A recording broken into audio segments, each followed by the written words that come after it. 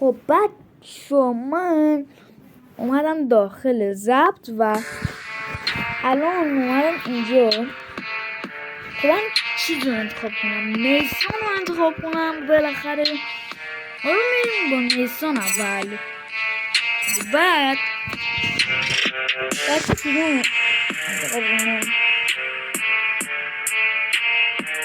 بریم داخل این حالت فعال شده و بریم سراغش.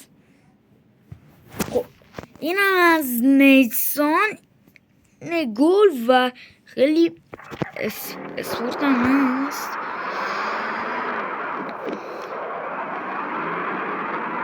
یه نوع فوتی مشتی بزنیم، شاید خوبه. مشتیه بچه ها شاید حال میده بازی.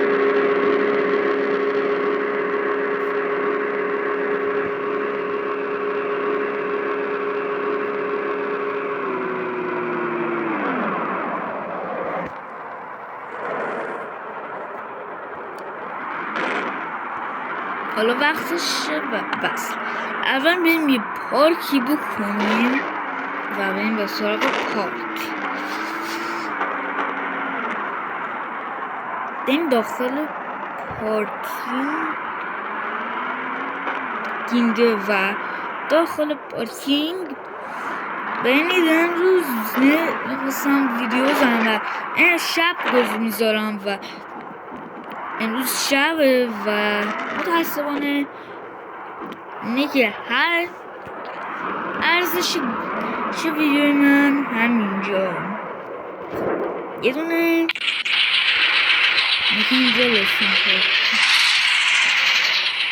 دندقب.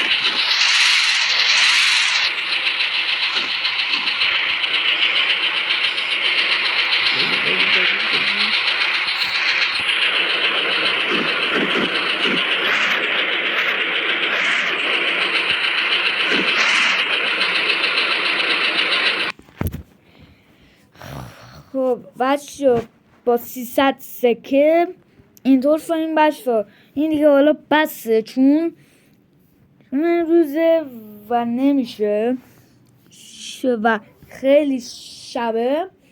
ولی حالا اینجا نیسان هم چیه یه از نشونش بدم.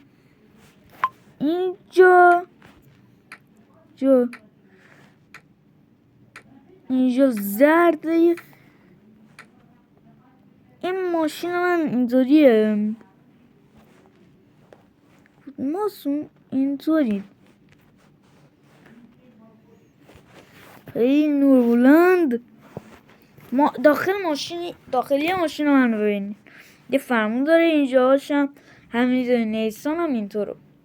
یه دونه پلاک دارم، پلاکش بگم 91 3 445 42. مرسی از این ویدیو که آشنا شدید. بریم به سراغ دوربین.